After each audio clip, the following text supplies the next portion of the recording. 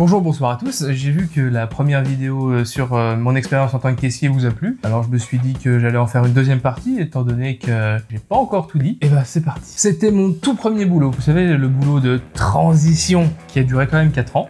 Et je commence directement les hostilités avec une histoire qui devient un conseil. Couchez vos bouteilles en verre sur le tapis. Le tapis avance automatiquement, ce qui fait que quand on prend un article et qu'on le bip, ça l'enlève du tapis, ça l'enlève du petit laser et ça donne un petit à-coup comme ça. Et les à-coups, au fur et à mesure, font vaciller la bouteille. À 50% du temps, elle se fout la gueule par terre. Et encore, ça c'est quand la bouteille a le temps de toucher le tapis, parce qu'il y en a certains, ça arrive juste avant la caisse et qui nettoie. Et une fois, il y a un mec qui a laissé maladroitement tomber sa bouteille de la main, qui commençait à filer vers le sol. Et ça peut arriver, des fois, d'avoir un réflexe pour pouvoir la rattraper, essayer de la récupérer maladroitement du bout des doigts, mettre le pied pour essayer d'amortir un peu le truc. Ça arrive tout le temps. Par contre, c'est la première fois que je vois quelqu'un qui accompagne la bouteille jusqu'au sol pour essayer de la rattraper, je sais pas dans quel film il s'est cru qu'il allait récupérer le truc en dessous, là. Le truc, c'est que lui, la bouteille a eu le temps de péter avant que lui ne touche le sol, ce qui fait qu'il s'est étalé dans le verre, tout seul, comme ça. Un mélange de vin rouge et de sang, c'est pas beau. Hein. Et là, par contre, je nettoie rien. Je nettoie tout obligatoirement. Qu'est-ce que tu crois?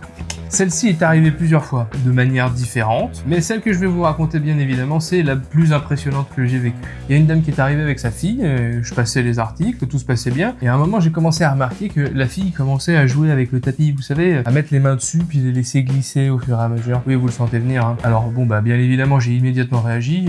Il faut pas mettre les mains sur le tapis, suppôt du démon! En sautant par-dessus la caisse, je l'ai chopé plaqué au sol et mis une grosse clé de bras. Bien sûr, ça ne s'est absolument pas passé comme ça. Madame, est-ce que Madame, pardon, excusez-moi. Est-ce que vous pourriez demander à votre fille d'arrêter de mettre les mains sur le tapis? C'est dangereux. La dame m'a regardé d'un air genre non mais c'est bon, je m'en occupe, je fais l'affaire, oui. Je me suis dit ça y est, la gamine a relevé ses mains du tapis, l'affaire est réglée, tout est terminé, tout va bien. Alors je continue à refaire mon boulot tranquillement, je prends 5 secondes pour récupérer un truc qui est plus lourd que ce qu'on a l'habitude de prendre, des petits objets, là non c'était un genre de pack ou un truc dans le genre. J'entends un cri, je me retourne, je claque le bouton d'arrêt d'urgence et la fille en fait elle s'était fait avaler par le tapis, on l'a jamais revu. Non, sans déconner, après avoir claqué le bouton d'arrêt d'urgence, j'ai vu que son bras avait été enfoncé à peu près jusqu'à l'épaule, là, comme ça. Elle est restée comme ça une bonne demi-heure, le temps qu'on puisse récupérer de quoi soulever ou de couper, je sais plus ce que les pompiers ont fait, je m'en souviens plus. En tout cas, elle n'a rien, une petite brûlure sur le bras, rien de bien grandiose. Mais au moins, elle arrêtera de foutre ses doigts sur le tapis. Et on enchaîne directement avec un bisutage, car à cette époque, entre amis, ça nous arrivait de nous charrier au travail. Et pour un ami, on était allé faire des courses avec 2 grandes têtes de cheval. Pour un autre, lui qui était serveur dans un restaurant, lui, je me suis pointé à l'accueil du restaurant, sans bouger, comme ça, avec une grande tête de cheval encore. C'est ce qu'on avait avec les têtes de cheval. Et après avoir bugué un petit peu, il a compris que c'était moi. Voilà, des petits bisutages comme ça, quoi. Puis est arrivé ce terrible moment. Car oui, après... ce fut mon tour d'être bisuté. Et Thomas, je te retiens. Il est passé à ma caisse avec quelques articles, le tout pour un total de 5,23 €, il me semble. Le tout payé en pièces de 5, 2 et 1 centime. Donc quand t'es débutant, c'est déjà chaud. Et en plus, pour compter les petites pièces, pour faire des tas, pour te souvenir que ça fait tant d'euros et compagnie, pour monter jusqu'à la somme. Mais le must dans tout ça, c'est que pour pousser le bouchon un peu plus loin, monsieur faisait des réflexions. C'est long.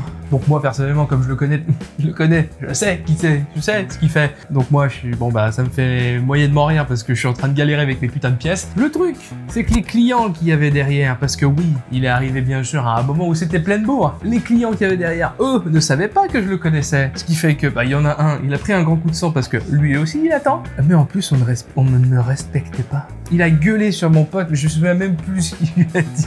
Mon pote il est parti un peu pas compris.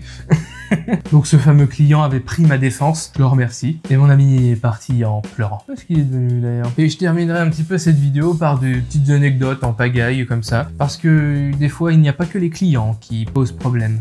Et je sais pas si vraiment problème c'est le mot, que moi à cette époque quand je bossais, c'était par îlot 2, donc tu te retrouvais avec une autre personne dans ton îlot, et tu passais généralement la journée avec, selon les emplois du temps et compagnie. Et donc un conseil pour les caissiers et caissières qui sont dans ce cas de figure, lavez-vous. Moi je me retrouvais à avoir peur de me retrouver avec une personne parce que elle sentait une dualité un peu étrange et qui fait mal à la tête. Elle sentait la sueur et le parfum. Alors que entre deux, il y a le savon. Et c'est hyper hard comme façon de dire, mais j'aime bien. C'est un peu salé, comme son odeur. Alors je veux bien que les personnes recrutées soient pas forcément tous des doctorants. Par contre, il y en a certains... Non, je peux pas raconter cette anecdote en fait. Parce que c'est trop méchant.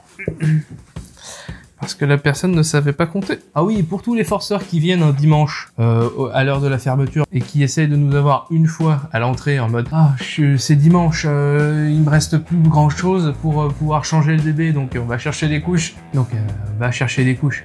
Et oui, on prendra 30 secondes de plus pour compter, on t'attend. Ok, y a pas de problème. Par contre, se ramener sans couche et avec une bouteille de whisky, là mec... Bien évidemment, généralement, le visage, on le reconnaît bien. Hein. Et imaginez le combat le soir. Généralement, nous, on avait un jeu. C'était de parier sur celui qui allait avoir la sorcière. La sorcière, pour nous, c'est... À 20h30, la personne, elle arrive avec 2 chariots qui dégueulent comme ça. Et puis moi, comme j'étais dans un magasin de village, on avait un petit peu nos habitués. Surtout le matin, à l'ouverture. Ouverture 8h, il y avait la course des vieux. C'est très simple, les portes ouvrent à 8h et la course est lancée.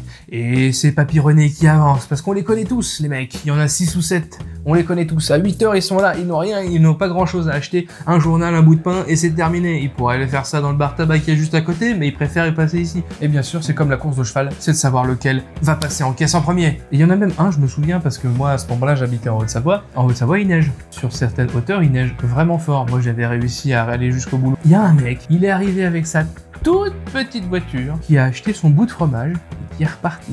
La prochaine vidéo que je vais faire, ce sera quand j'ai été vendeur de chaussures. N'hésitez pas à mettre un petit pouce bleu, ça peut m'aider, à commenter, à partager. À la prochaine, à plus!